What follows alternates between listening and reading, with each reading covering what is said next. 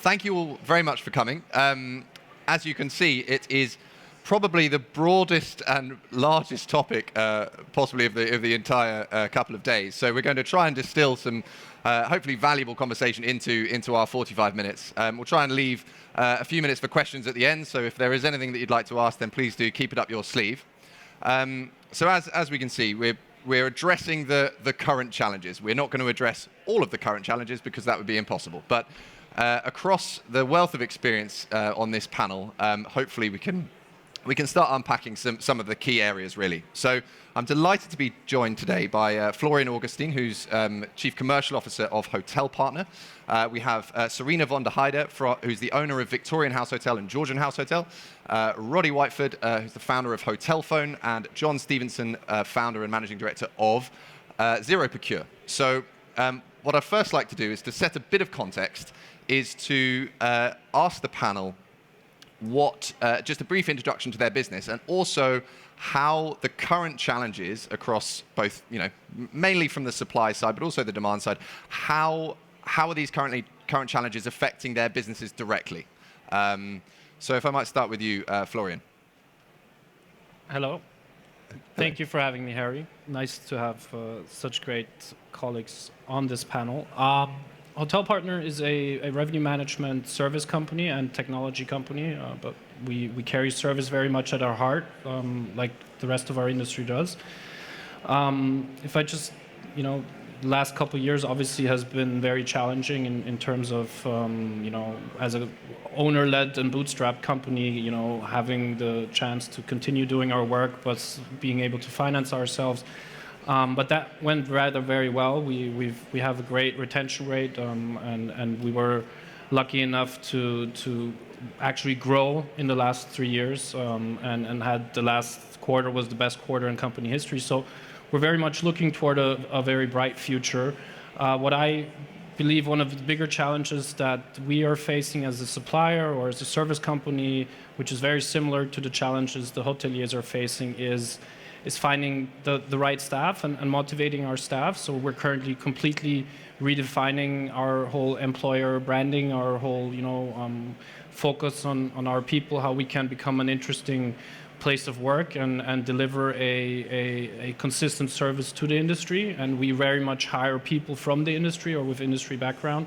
So we're trying to close a certain gap, and I think there's a huge opportunity, especially on the employer side, to keep people in the industry and still delivering services to the industry without actually leaving the industry, because there's so much alternatives with technology and companies out there where you can still deliver something to the industry, but maybe not be in the classic hotel side. So that's, I think from our side, that's definitely something that was challenging. Mm-hmm. So the staffing and the people side of things. Yeah. Staffing, people side of things, and obviously getting through this whole thing and being able to still be, we didn't lose a lot of clients. We're a service company, so we're not a tech company. So if I lose 15 employees and I gain 100 clients, I come in a very difficult situation because we deliver services, human services as well. So obviously it was like defining the balance of keeping the whole workforce. And every country with different regulations, being furlough or other things that gave us chances to reduce our expenses or overheads. Yeah. But it was a pretty interesting ride, and I hope still on the ride. Still on the ride, very much. Yeah. Serena, how about yourself? As the hotelier among us. Yeah, I think. Can you hear me? No. I think they're. I don't think it's working. No. Can you hear me now? Yeah. Yeah. Brilliant. Yeah. I think that the recruitment piece is such a huge challenge that it's actually it's so in our face that it's very difficult to see around it and see the longer term, sort of perhaps more strategic challenges that are coming at us. I think profitability and margin is increasingly difficult for us all. But when you're spending most of your day running recruitment interviews and so on, it's very difficult to be planning further down the line for these things that are extremely challenging in their own way. It's not working. I think we're just getting the mic up. Okay. There we go. Did you hear that at all? Right, okay, I'll start again. I'll just introduce myself because I forgot that the first time. I'm Serena von der Heyde from Georgian House Hotel, which is based in central London. We have 60 rooms, independent hotel, and I've been there for 35 years. And we branched out and got a second hotel in Grasmere in 2019, which opened a week before the first lockdown with 20 rooms. And what I was saying was, largest challenge, without a shadow of doubt, is recruitment. It's so huge that it's very difficult to see any of the peripheral challenges around it and start to think, I think, one of the most underlying ones is that our margins are being nibbled away at. And it's very difficult. It doesn't give you enough of a cushion to then face the things, the bumps in the road that are out there for us. Brilliant. Thank you, Serena. Roddy. Okay, yeah, hi. My name's Roddy Whiteford. How are we doing? Do you want to use this? Hello, is that better? Right. Roddy Whiteford, owner of a company called Hotelfone. We have a reservation support business for the independent hotel sector. Without sounding too repetitive, people is undoubtedly the biggest challenge, but we have a bit of a yin and a yang because all the team who work for Hotelfone are home office based. So recruitment can technically be anywhere. And we have both in the UK and overseas, but the challenge is still there in finding people, and the reasons that they want to continue to work in the industry is still hugely important. So we have a good kind of catchment area for people, but people is undoubtedly singly our biggest challenge. You know, we have a number of, some in the region of over 55 hotels that we support with our service, and the team are all hospitality individuals, so they understand the industry, they understand the requirements, but we're still faced with recruitment. And I think to add to that is technology. I think the constant use of upgrading technology and maximising what would perhaps be some of the repetitive work or some of the ongoing work, we're always looking at ways of improving how we use technology to improve that. I'll just go straight to this. Yeah. Hi, I'm John Stevenson. I'm the co-founder of ZeroProcure. We are a free procurement service that work with hospitality clients to make sure that we can address all lines of spend on their P&L. And that can be a mixture of with existing suppliers and new suppliers. Obviously, at this time of where we are in the world right now, it's very appropriate because cost is becoming an increasing worry for a lot of operators. We're here to help them. Brilliant. Thank you. So the first key question really is, and it actually comes from some conversations that I had with all of you individually ahead of today's talk, was constant the strive to be more resilient. Serena just mentioned those bumps in the road, the margins are being eaten into, and it's being harder and harder to overcome those bumps in the road. I'll first come to you, Serena, but what does operational resilience look like for you, and how, and for your two properties, how are you trying to position yourself in the most resilient way possible? Okay, well, first of all, back to the margin again, but I was looking back at my figures over the last 35 years, and just looking at the profit to turnover figures of that time, and my margin has actually halved in 35 years, which just shows you that doesn't leave you a big lump of cash for the rainy day or the things that go wrong, and for instance energy that goes wrong. And so I think that we have some advantages as independent businesses because we can be nimble and we can be flexible.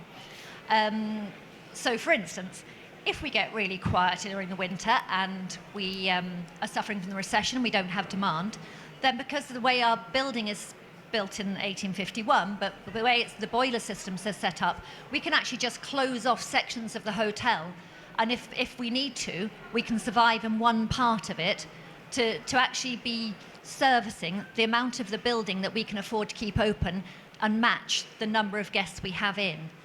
I think as well that we can be quite nimble in terms of picking up on what the customers need and what they're looking for, so that, for instance, if we are looking at recession now and people's spend starts to go down, well, the way that we're selling the hotel can change. So rather than selling, for instance, a night with breakfast, and we can actually start to break that down so that we're trying to get room only, that we're doing non-refundable so that we've got money in early that gives us cash in the business.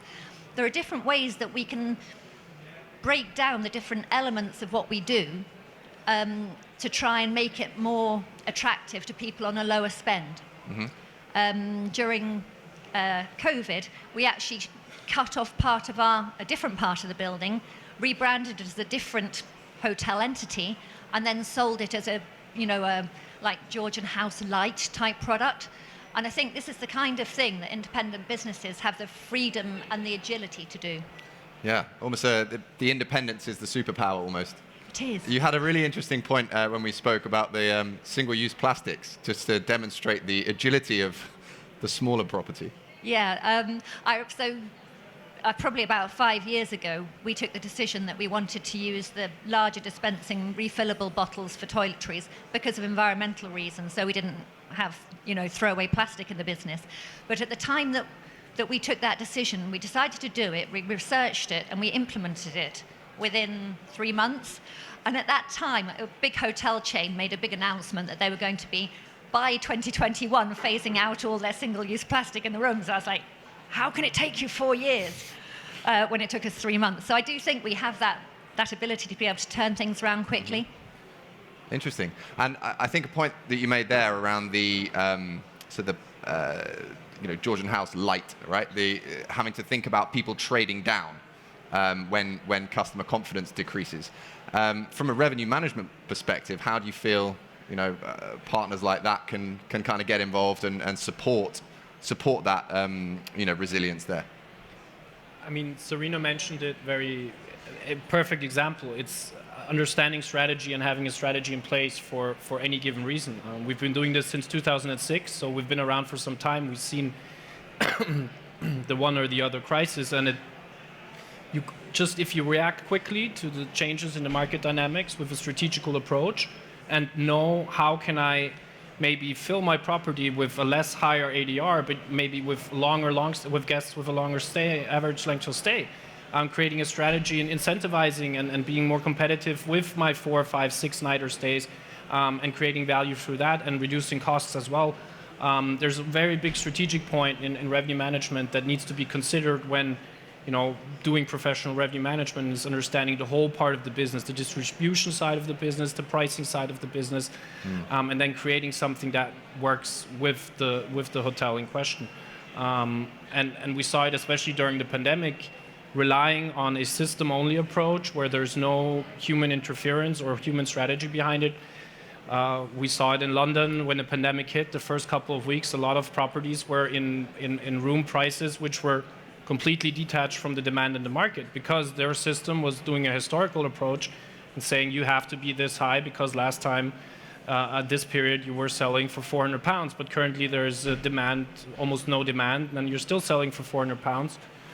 So basically you need this connection of human and machine and understanding strategy and having a strategy for every scenario in which you then take out and say, okay, we'll try something new and something different. I think that drawing from historical figures, and it doesn't really set us in the best possible situation here, mainly because if you're purely drawing from that and there isn't that human element, you're never truly challenging the underlying principles of what you've done. And when I was speaking with John ahead of this, you were mentioning that from a procurement perspective, certainly with properties in growth mode or scale mode or whatever, the procurement element is something that's very rarely challenged. It's almost assumed, but actually no one thinks, group like buying power, are we in the right place? And it's only potentially too late that perhaps people have that procurement strategy. Would you agree with that?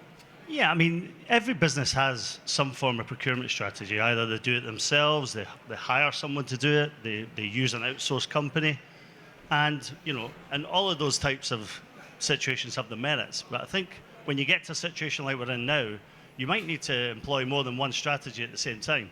Yep. You might want, if you have an internal resource, you might want to be bolstering that with external resource, because an internal resource will have the buying power of whatever operation they're at. By using external resource, they can maybe galvanize the buying power of other businesses, and that gives them an opportunity to maybe get pricing that might not be able to achieve on their own. Okay. Yeah, interesting. And with regard to the group buying power part, like tell us a little bit how your business works, because it's a little bit different to how most people work. Is that correct? Well, sure, yeah. I mean, if you have an independent business who we'll just use drinks as an example, they maybe want to try and negotiate a deal. What we would look at is trying to find a number of businesses who are looking to do the same thing at the same time, take that to the suppliers and say, if we can get a better price for them all, you'll actually be able to get a larger group of businesses coming to you. So it's effectively just galvanizing the manpower of all these independent businesses, yeah. Interesting. Good stuff. And Roddy, in terms of the support that you provide, reservations teams, how do you feel that I think there's kind of two ways to look at it. Either it's the outsourcing approach, but there's also the demand side. It's making sure that no call is left unturned. Is that something you were mentioning to me the other day? Yeah. I mean, in terms of, I'll reiterate a little bit what Serena said, in coping with the challenges, it's all about, in my mind, communicating with both our customers and the people who work within the business. It's always the people that are the most important part of it. And when they're all remote working, communication becomes even more vital to make sure they're aligned to kind of what you're achieving or what your customers are changing or what they're looking to change. But I think if you hold true to the values of your business, then it comes good in the end. And I think throughout the last 2.5 years, everybody has been challenged incredibly. But if you have kept true to what you believe in, then I think, the businesses are in a stronger place today than what they were. And do you think, I want to ask, is there a flip side to outsourcing too much? I don't know. There are certainly challenges in outsourcing. I think you have to, as an outsourced company, we outsource some services as well. So we've looked at, does that give us better value? I think you must be absolutely clear in what you're looking for in outsourcing and get that clarity right up front, because if not, you can sometimes spend more time managing the outsourcing company than what the cost would have been employing yourself. Serena, you were speaking briefly about the in-house, housekeeping. I think there's always been a kind of core team that was fairly robust through. It's been in place for a long period of time. So, how would you necessarily make a decision of what to outsource and what not to, and how do you perhaps set up those external relationships as best as you can? I think everybody's got their own sort of opinion on where they stand on this, but for me, I'll outsource jobs, but I won't outsource people. Okay. Because I am very happy to outsource work with somebody for our yield, for instance. But I think that I think that outsourcing our housekeeping leaves us vulnerable, that if we create our team and grow our team and develop the people in our housekeeping team, it gives us the resource to feed the rest of the business. And then when times get tough, you have that loyalty to you and not to an outsourced partner. Yeah. If I may add, I think that's a very important remark Serena made, is you need to be aware of your own strengths. What am I good as an independent hotelier or as a general manager who's being hired by an owner? What is something I can bring to the team? What team do I have on site, and what strengths can we then foster, keep in-house, and what really makes sense to outsource and to have like a standard and a high level of service which outsourcing can provide. It also makes you less prone to threats, because if you, for example, what we do is we can technically replace a revenue manager. If someone has a revenue manager who takes care of their whole top line revenue and that person goes sick, leaves, goes to another hotel company, you're opening yourself to a huge risk and to a huge threat. We recently took on board a client in Amsterdam who was looking for someone for 18 months. And I mean, going 18 months without someone who's really optimizing your yield or your potential yield is hugely can hugely be fatal to many businesses. So you really need to identify the areas where are we good in, which we want to foster, and then create a great environment for these people. And I think that's a topic we'll come to as well, is how can we keep people in the industry and motivate them. And I think that's really also identifying how can we foster as an employer. Yeah. What are we good at? Absolutely interesting. I think the one of the things, Serena, you were mentioning before was from a procurement perspective, like the local suppliers. Are is the local supplier more going for those low carbon footprint options? Is that going to be more resilient or less resilient? And that resilience part, it'd be interesting to, I guess, hear from John a little bit, to hear from a consistency of supply and this resilience to change. How much does that need to factor into a procurement strategy? Yeah, I mean, I think we have to understand what individual operator strategy is. Some of them will be pinning, their business model on using local produce from local suppliers and all that sort of stuff. And then the best that you can do then is to make sure that they're aware that the pricing they're getting from these suppliers is that where the market is right now.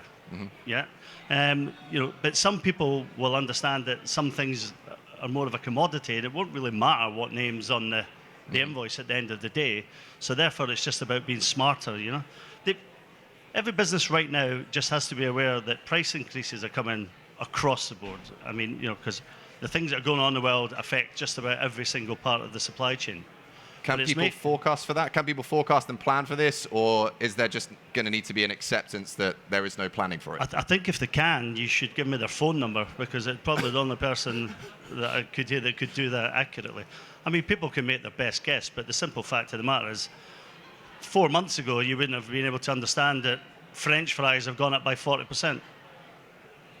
Nobody's going to be able to tell you those sorts of things in advance. And as it is at the moment, the decisions that are being made by people of a higher pay grade than me, we're really starting to wonder what's coming next. So to try and control the things that you can control by understanding where the market is and making sure that the stuff that people buy is in line with where that pricing should be, and actually having a view across many, many different businesses and different suppliers, it gives you the opportunity to be able to say, yeah, you're in line with where you should be, or actually you could do better in some other areas. Are you seeing people approach, contracts with a much more shorter term? We need to be light on our feet and nimble, or are people trying to typically lock in things for a longer period of time at the moment? It would completely depend on the supplier relationship. Some people might want to lock into a price with the customer, but to give the supplier some sort of certainty of business, they'll agree for a period of time to work with each other. Other things you might not want to tie into for too long, because you'll feel as if you've got your fingers burnt if you tie into a high price for something. But the simple fact is, you just don't know. I mean, energy is a minefield at the moment, because nobody really knows what's going to happen in the next 6 months. We have our fingers crossed and we think, it might go back to where everybody feels comfortable, but nobody really knows. Yeah. Interesting. Thank you. So the topic of staffing came up, I think, across everybody.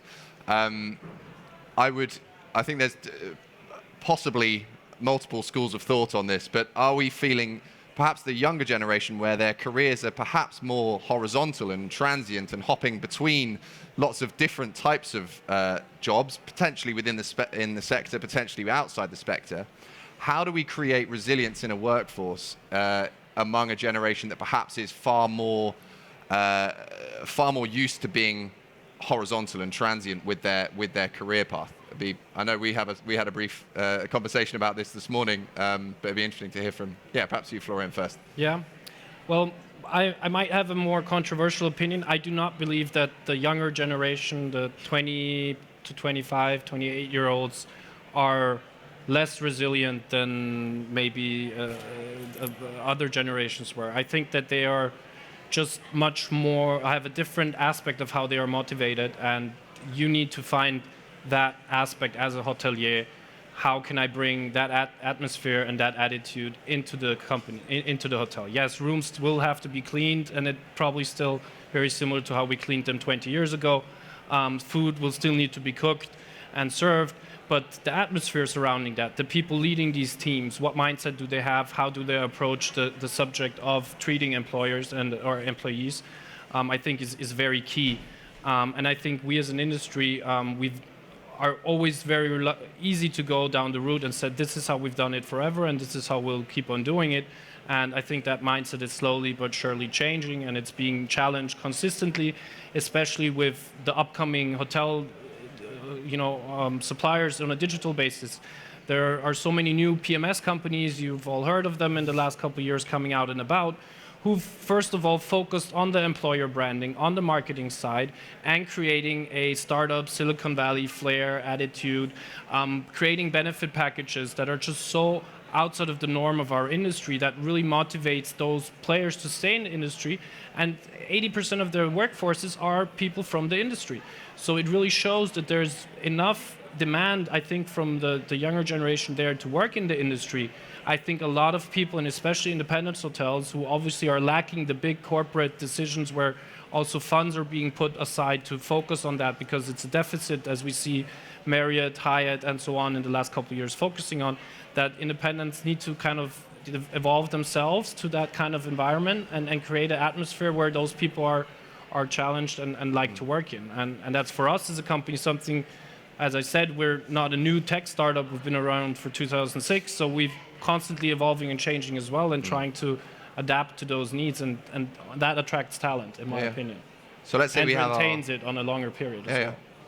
So let's say we have, we want a 4-day week, we want lunch provided, we want, our birthdays off, we want all of this. How realistic is that to actually achieve in the industry if you're not? So obviously we had examples here where I think Roddy has a great business case that shows how you can work in the future.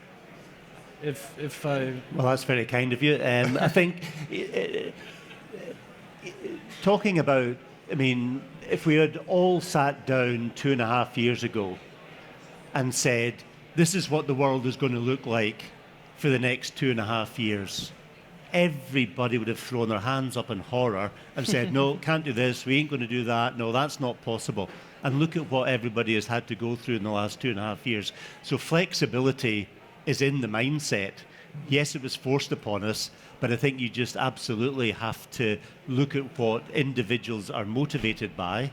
It can't be fully pick and choose, but I think you do have to look at the motivation of why people are doing the job, what do they want out of it, and do your best to satisfy that. You're never going to do it 100% all the time, but absolutely with all the changes that we've all gone through, and I don't know that it's finished yet, everybody has got the ability to flex and change and do things differently, and I think that is a really important lesson for us all. Brilliant. Don't know if you... I think it's true that, I agree that the younger generation is just as resilient as generations gone past, but I think it's harder to hook them perhaps. We find it harder to get them really sort of pulling our way to start with. And I don't think it is 4 days off or more pay or superficial things, to be honest. I think it's much more, we find, it's much more to do with the ethos of the business. So for instance, we employ, out of our, let's work out my percentages, probably about 10% of more than 10% of our workforce has a disability. And that's something that has helped us to recruit young people because they really like the idea of working in a place like ours. And the same with sustainability. So I think actually that a lot of our young workforce is the things they really care about are the really important things. And it's about harnessing that and getting them involved in that and showing them they can make a difference. That's the kind of thing that hooks them, and then they really stick. Yeah. Brilliant. No, I think the sustainability is a really good point, because actually we know the hospitality industry needs travel, but we need to find out a way of being able to allow people to still travel and enjoy all the benefits of hospitality as well. So I think, Serena, you're right. It's about the values of what younger people are looking for, which is different. My generation was different to the previous generation, and we just have to work with it. I think also that a lot of people are not defining themselves across how much they earn or how many hours they made billable or whatever, which might 10 years ago would have been something people like to boast about or which was important in your peer group. I think nowadays it's much more, as Serena said, it's how do I identify with the values of the person I'm working for. So the person who's hiring should really think, what values do we want to represent? Not like 10, 20 years ago when mission statements were created, put on the homepage. They really need to be followed through the whole, chain from up CEO to the traineeship level, and it needs to really be felt. And then you have a long-term business or long-term employer relationship. Absolutely. Yeah, John. Previously, I used to own a cleaning company in the hospitality space in London. We worked with 125 different operators. And by far and away, the least turnover of staff was in the places with the best culture. And that stands either side of the pandemic. Businesses that have got a good culture, to what you were saying, that they will retain staff far better. And, you know, happy staff, they're not going to leave. Absolutely, absolutely. Right, so we've touched quite a lot on the supply side, on the how we can, you know, shape our product to be flexible, ideally, and to be resilient. Let's just touch briefly on the demand side, and perhaps if I might go to you, Roddy, first, in terms of what people are expecting when they are calling up, and with customer confidence decreasing, disposable income going down. How do you think that's going to affect our operations going forward? I wish I knew. Sorry? I wish I knew. Yeah. Demand is still out there for what we experience.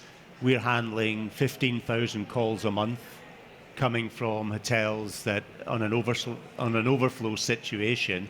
So there is still demand out there. The price point is still good, you know, but lead-in times are incredibly short. Okay. People in our world are booking this month, at best the beginning of next month, you know, and so it's still kind of a bit of a contradiction to what you might hear in the outer world, that people don't have the disposable income, but there is still money being spent on leisure demand, and it's trying to, just as I've said earlier, be flexible and respond to each of the different hotel clients, what they're doing to either stimulate that demand and then respond to it, which is not an easy task because they're doing different marketing campaigns based around what that particular business is faced with. But, you know, in my mind, there's still demand out there, and we're in a good position at the moment, ironically, to be able to support the businesses that we work with. So a bit different to perhaps what you might be thinking. Okay. Brilliant. Interesting. Would you anything else? Would anyone else like to add anything on that? Or Well, all okay? just from, if we look at 500 plus hotels on a daily basis that we work for, if I look at the last 3 months, and then I look at the papers, as you said, Roddy, it's completely two different stories. So currently we've had Oktoberfest in Munich the last couple of weeks. We have Expo Real, which is a big event in Munich at this week going on. And rates have never been higher. Demand has never been higher. Occupancy has never been higher. So there is still this pent-up demand, which is like people catching up and doing things and spending. I think we can, you know, we'll get a bit bigger, better picture in the next 6 to 9 months with COVID coming back now and all these things, how it will actually then, you know, impact the rate performance and so on. But the last 4 or 5 months, I definitely can't agree. So we're like, if you say you count in inflation and cost, we're still at least 20-30% higher rates than what would have been required to be profitable. So it's still being paid. Sorry, I just want. Yeah. What I would say is look at where the channel that your customers are giving you that demand from, and manage it and resource it and analyze it and capture it, whether it be OTAs, whether it be phone traffic, emails or whatever. Really understand what channels are working for you and resource that accordingly.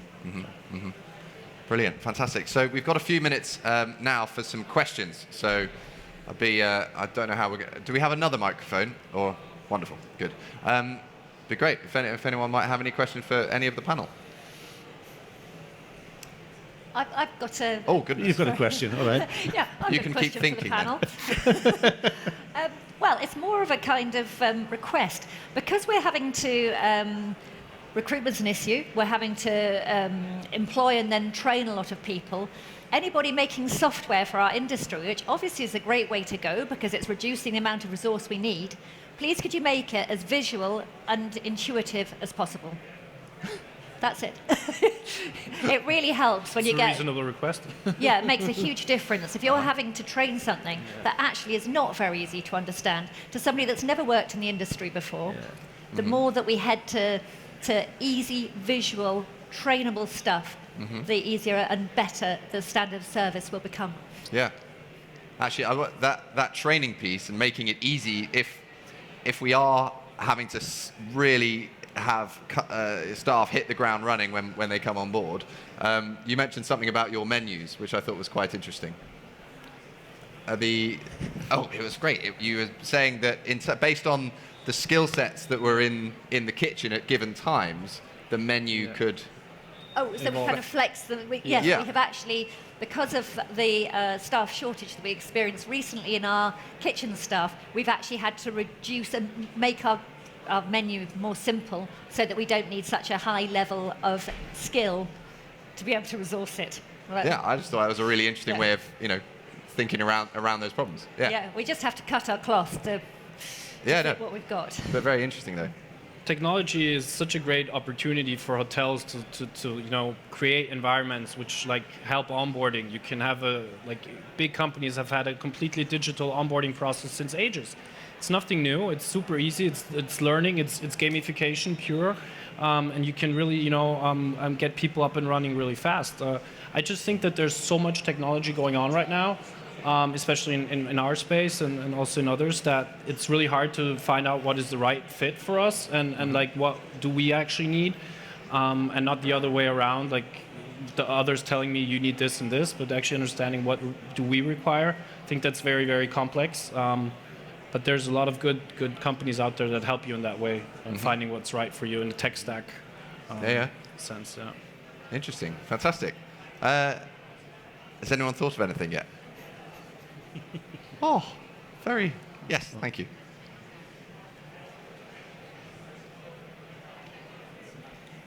I'm an owner of a small boutique hotel in the Isle of Wight, which obviously has its challenges because it's on an island. And previously, we had quite a lot of Europeans working on the island, which obviously we don't have now. And our ability to draw staff from the island is quite limited just by it being surrounded by the sea.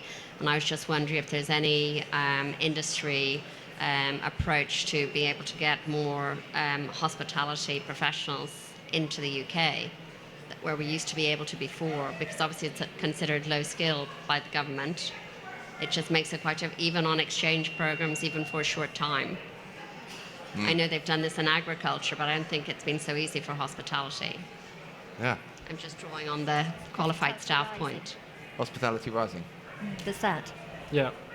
Okay. I don't know too much about hospitality rising.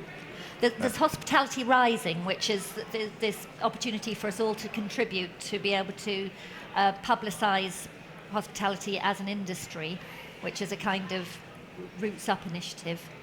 But I was looking at a graphic the other day, and people going through a formal hospitality education is just at almost a fifth of the level. Please don't quote on numbers, I just remembered the lines and stuff, but I think it was significantly lower than this time 10 years ago. And I think, certainly that apprenticeship scheme, I think I was listening to there was a talk at the last National Hotel Marketing Conference, which was actually trying to create a desire to go into hospitality right at age 13, 14, 15 through partnerships with schools. And certainly in Cornwall, I can't remember the exact hotel name that was doing this, but have partnerships with schools, knowing that pretty much everyone in Cornwall who has perhaps had family involved in the hospitality space, they just want to get out and do something different, and it's trying to communicate that it is it's a fantastic industry to be in, and I think it goes all the way up. But your point around coming in from Europe and overseas, I can't necessarily comment too much on that, unfortunately, but I don't know if anyone else might have something to add on. Yeah, there's a company called Workforce. You might want to look them up. They're specialised in trying to find people from different countries and that as well, and help with any particular visa applications and that. You might just want to have a look at that, see if they can help. I think that perhaps we should think about rebranding hospitality training and perhaps post it more as a leadership training, because in fact that's what it really comes down to, isn't it? The other bits and pieces we can learn along the way, but if we have leadership and finance, then those are the things that we really need to be able to run our businesses. And if people saw that as a leadership and finance type qualification, they would feel less handcuffed by it and think they would see that their opportunities as being far wider. So I think that's an opportunity for the future for hospitality training, is to shift it a bit about how we sort of roll it out. Brilliant. Wonderful. Thank you. Any other questions in the room?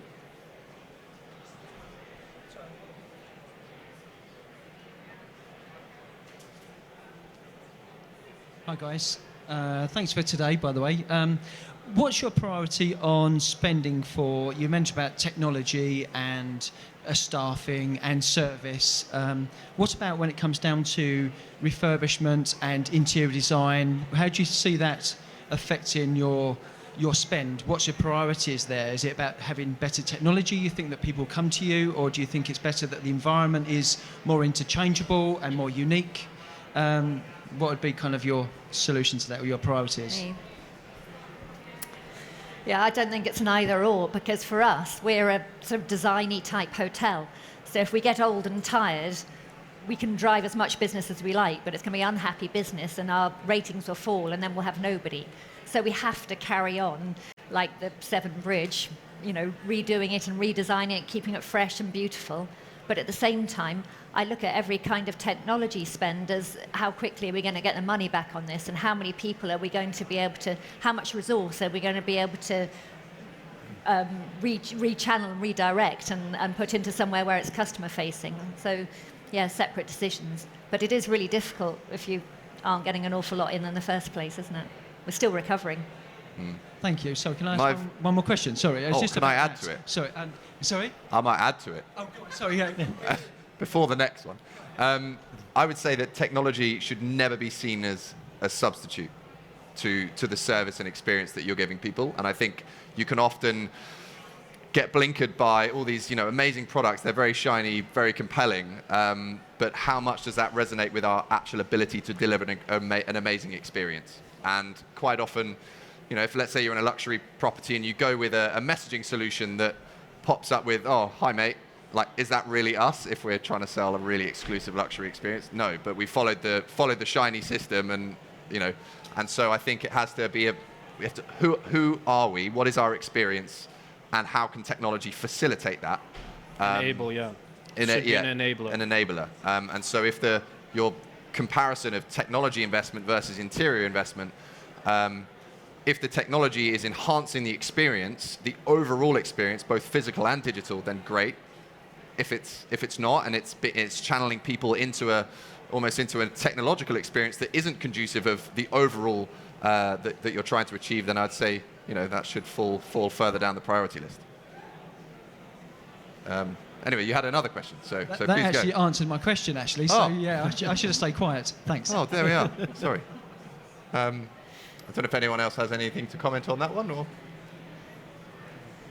there we are. Got the signal. That's all, folks. But thank you very much for coming today. I hope you found that valuable, and thank you all to these wonderful people.